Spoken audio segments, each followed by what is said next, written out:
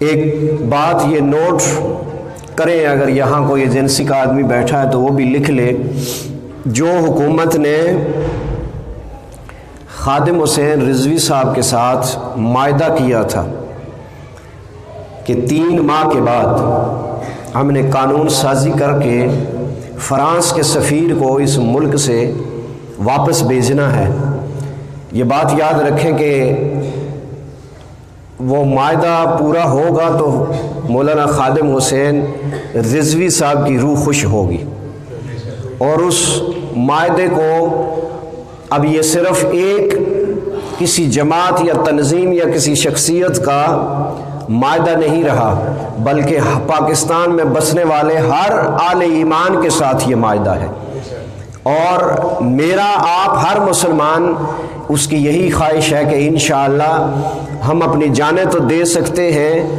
گستاخ رسول جس نے حضور علیہ الصلاۃ والسلام کی فرانس کے اندر بے ادبی اور گستاخی کی ہے، اس کا سفیر ہمارے ملک میں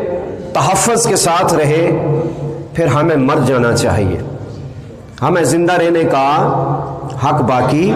نہیں ہے۔ تو یہ بات نوٹ کر لیں کہ انشاءاللہ یہ جو ایگریمنٹ ہوا تھا اس پر امپلیمنٹ کرنے کے لیے ہمیں اگر اپنی جانیں قربان کرنی پڑی تو انشاءاللہ اپنی جانیں قربان کریں گے۔ ذرا آپ کی آواز بلند آنی چاہیے، زندہ باد زندہ باد زندہ باد زندہ باد زندہ باد زندہ باد۔ تو انشاءاللہ اگر وہ لاہور سے نکلیں گے تو ہم انشاءاللہ اس سے پہلے فیض آباد پہنچے ہوں گے۔ ہماری جان، ہماری اولاد، ہمارا مال رسول اللہ صلی اللہ علیہ وآلہ وسلم کی ناموس کے لیے قربان ہے۔ ہمارا مال، ہماری جان، ہماری اولاد،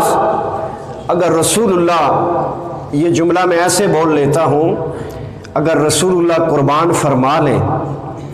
اور رسول اللہ صلی اللہ علیہ وآلہ وسلم اس بات کو قبول فرما لیں کہ ہماری جان، ہماری مال، ہماری اولاد میں سے کسی کو قبول فرما لیں، تو اس سے بڑی بات اور کوئی نہیں ہو سکتی، اور انشاءاللہ ہم اس پہ پیرا دیں گے۔ اللہ رب العزت کی بارگاہ میں دعا ہے کہ اللہ رب العزت ہمیں